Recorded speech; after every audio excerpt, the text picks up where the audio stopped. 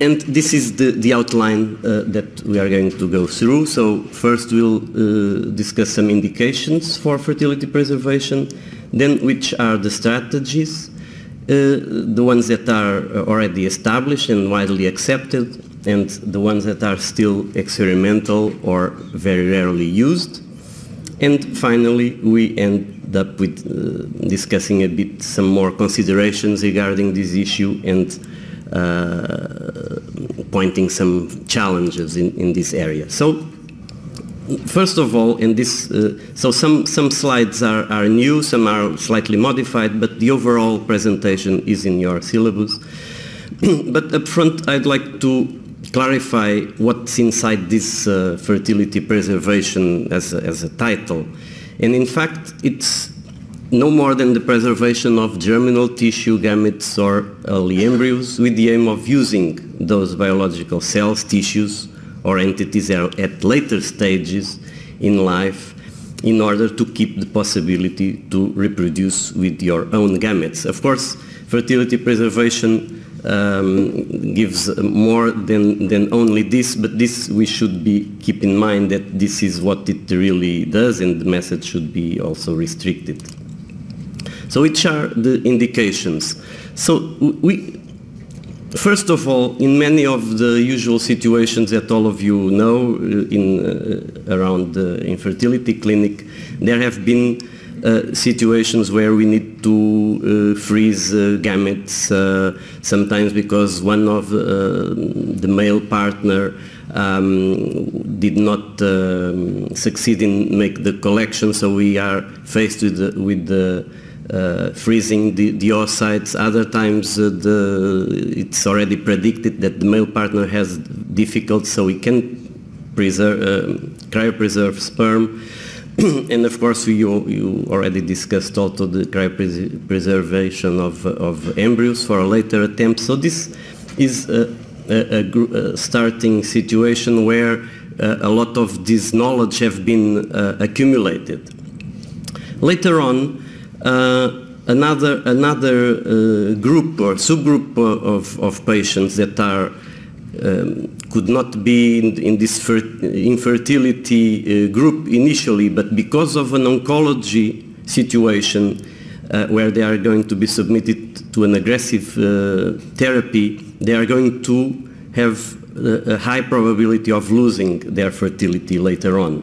And so this is a group that people start to pay attention to in several societies like ESHRE and ASRM, so societies in the field of reproduction, but also societies in the field of oncology that have been paying attention and establishing guidelines and advices to what could be proposed to these patients in order to at least partially protect their fertility from these aggressive therapeutics. And so we will see each of these techniques in detail a bit further on. And also there are other groups of patients. So this is even a more restricted group, but it also exists. So they are non-oncology medical situations where by a very specific autoimmune disease, for example, or genetic or chromosomal syndromes where it is expected that there is going to be the natural history of these diseases or sometimes therapeutics also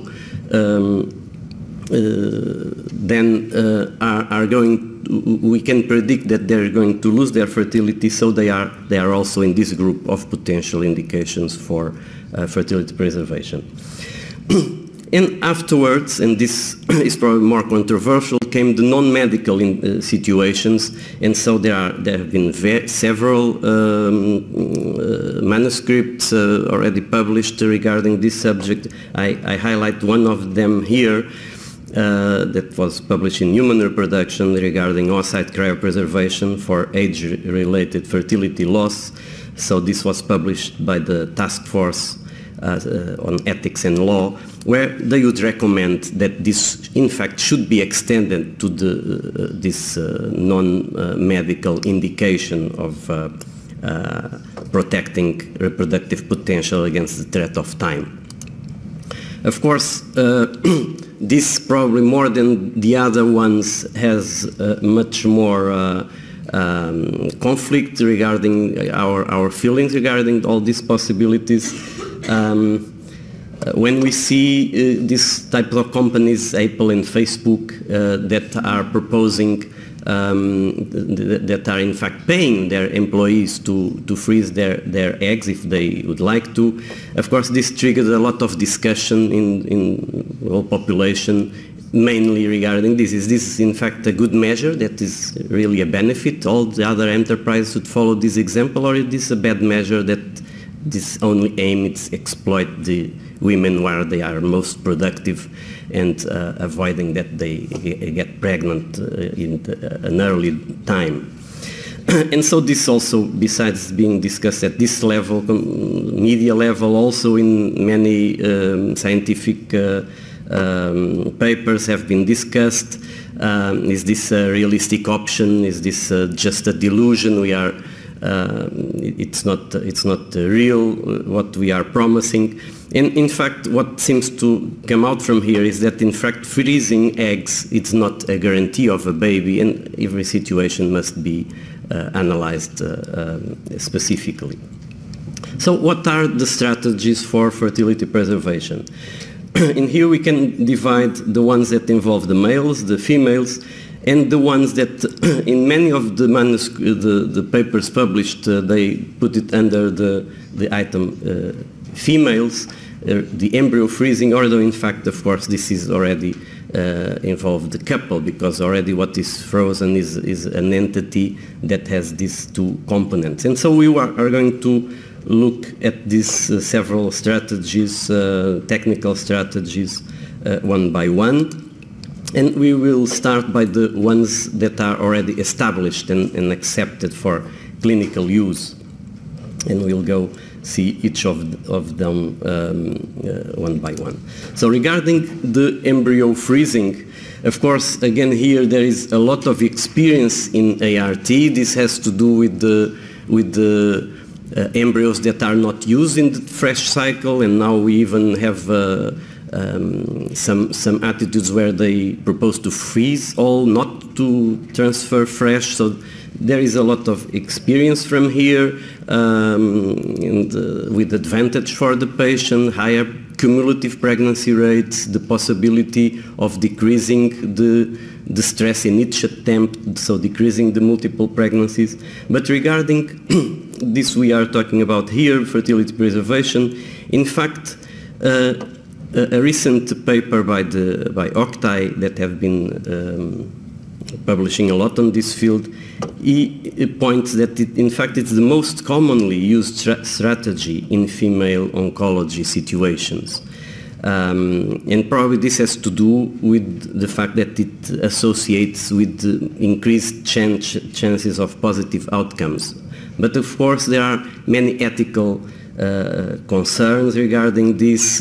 This cannot apply universally. There may not be a couple at the time, or at least established in stable relationship. And several studies that point out that both the human and the male partner may suffer additional strong emotional pressures regarding this decision of cryopreserving embryo. So there is even here also a lot of controversy.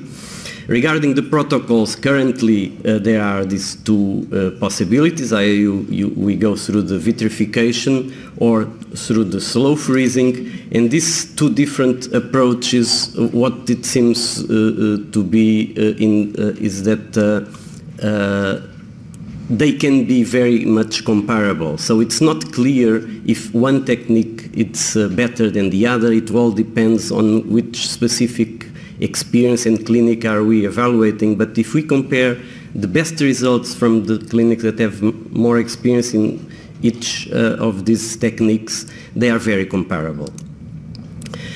regarding now for the techniques for the male, the cryopreservation of ejaculated sperm, it's well established and accepted for a long time for clinical use. Again, there have been experience in several ART situations for donor treatments already with several decades of experience.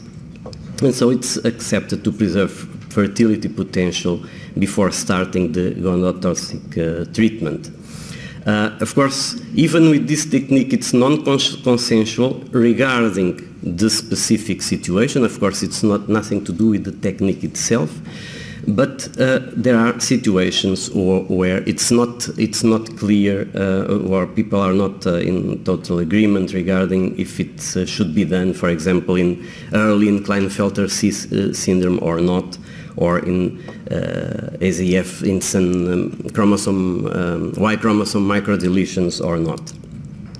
Again, it's a very well-established protocol that, again, it's not very efficient in terms in a cell basis, but as we are normally dealing with a very high amount of cells, it's very, very efficient overall, not at the cellular level, but overall as a technique is very efficient. Regarding the male, also another possibility is the cryopreservation of testicular tissue, and the accepted strategies so this can only be done if it's already after puberty, because spermatogenesis already started. So if this would be applied if a situation would be in face of someone that has azoospermia, for example, or other very cryptozoospermia, for example. So this could be proposed, and while a subset here, so for example in minors, this of course is non-consensual, again mainly for other reasons, not the technical ones. Regarding the female, so the cryopreservation of mature oocytes that for a long time has been considered experimental, so this has been recently corrected by initially by ASRM. Now it's a sort of overall acceptance that it's not experimental anymore, given the widespread use of cryopreservation of mature oocytes. But again, it's still non-consensual either in minors or after in vitro maturation. So this has to do with the gradual improvements on the several cryopreservation techniques, slow freezing, and most of all vitrification.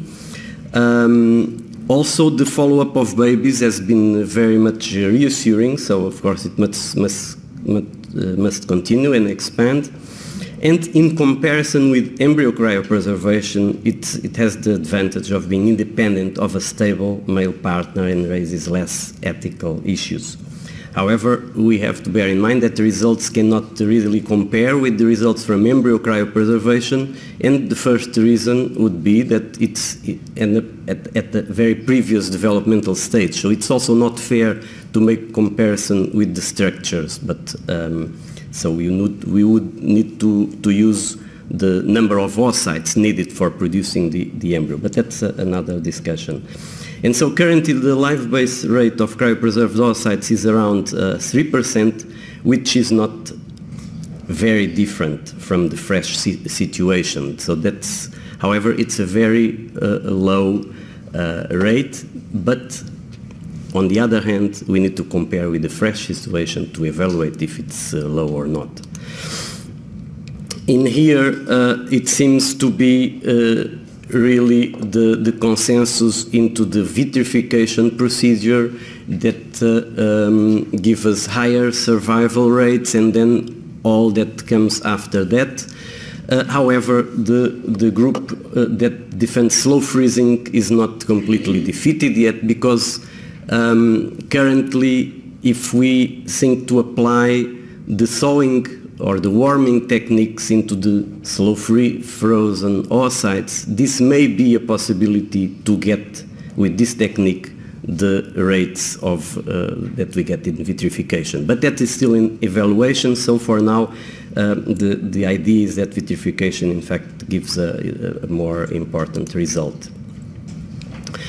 Regarding the procedures that are considered experimental, many of them, although considered experimental, they are already in clinical use, as we will see, and only some are only restricted to research, and so we'll see the males and the females. Regarding the males, the cryopreservation of testicular tissue, but before puberty, so where in this testicular tissue there would not be, so there is in individuals where they have not even started producing sperm. So this is an experimental procedure, it's not in clinical use, and the reasons for that have to do with mainly efficiency and security, which is still not clearly evaluated. It seems that the freezing and the storing protocols would be fine according to what has been studied so far with models and with xenografts. But then regarding the efficiency and security, of course it's not yet known, although we have experience from experimental models. And the main point here is it safe? Is it safe regarding not only the transmission of a disease, for example, if this might be contaminated with tumor cells, for example, so we would aiming to restore fertility, we would also put back the original tumor. And not only at that level, but also at the level where, since this is going to go through some sort of in vitro procedures, both eventually for some culture period or for some techniques where it's tried to separate the malignant cells, the eventual present malignant cell, from the stem cells. So this in vitro could also impair some epigenetic phenomena that would be transmitted to the next generation. So again, another point regarding security. Regarding the female, for the mature oocyte freezing after in vitro maturation, this is also still considered experimental, but it's already in clinical use. There are situations where the strategy to collect the oocytes may require the immediate collection and not having time or reasons for not having gonadotropin stimulation, and so this could be a way to circumvent these difficulties and collect immature oocytes and then do the in vitro maturation and freeze the oocytes after that. And of course, these have been encouraging results regarding the use of this in ART settings, but there is still limited information regarding fertility preservation applications. Nevertheless, maybe a useful option to increase the possibilities of options that one may present to the patient, and so this is pointed out in several papers that have been published, and also there have been already, like in other of these experimental techniques, there is also reports regarding babies born from the use of these techniques in fertility preservation.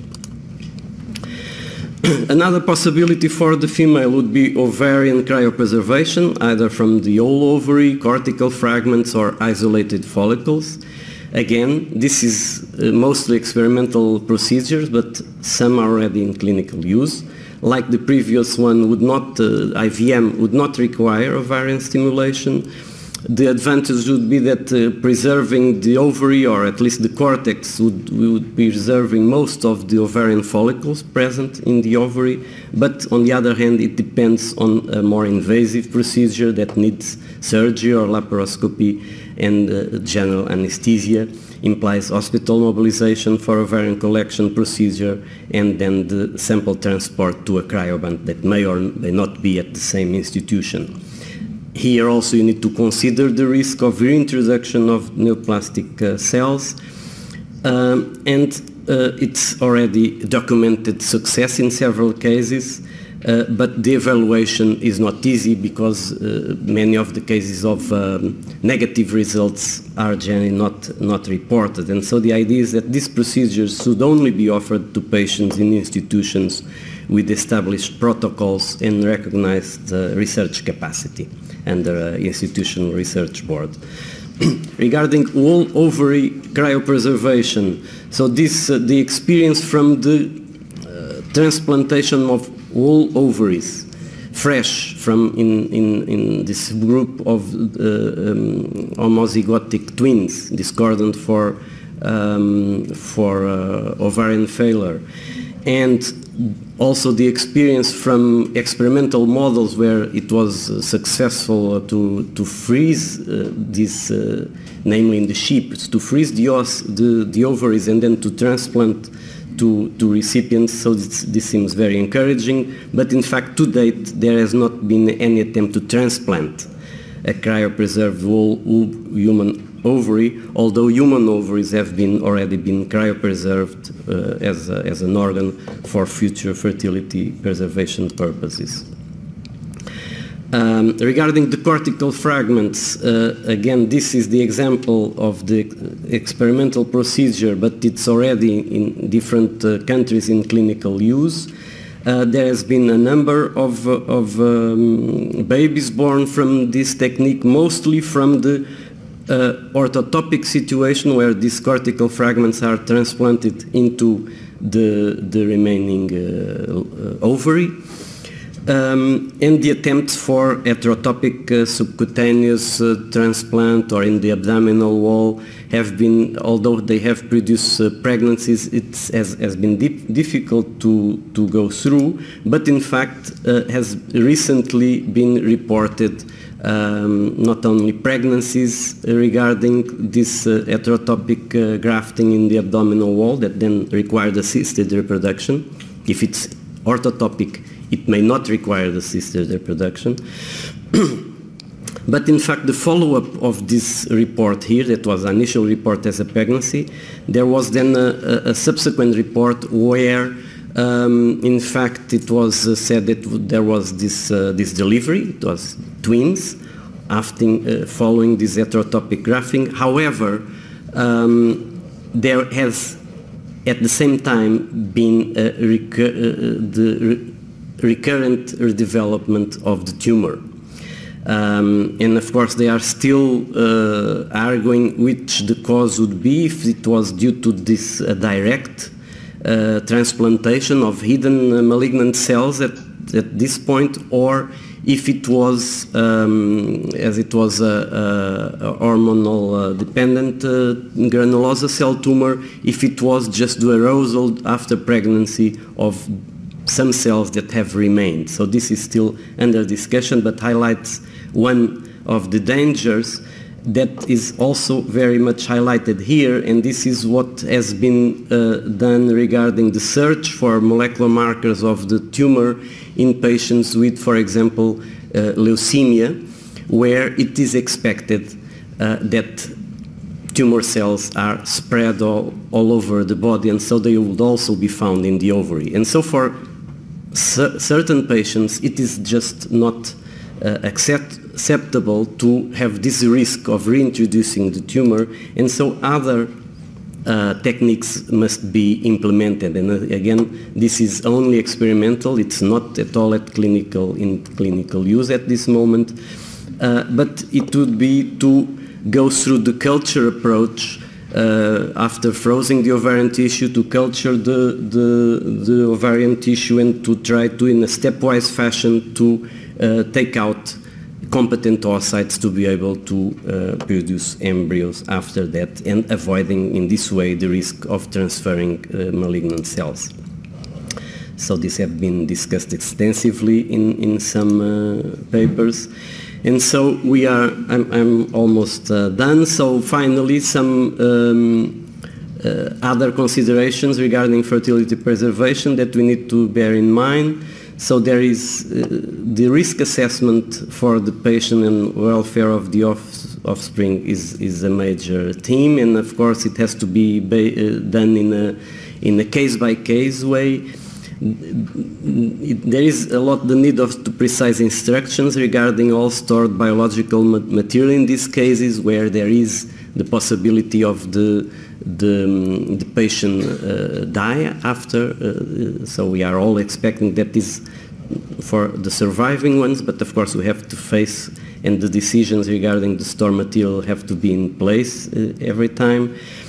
There is this special case of the prepubertal patients which pose additional problems, so the main solution for this is in fact establishing a multidisciplinary team with very easy communication between themselves, and yesterday we talked about certain aspects of communication, but in here also we need a lot of communication and timely communication, allowing for well-informed decisions.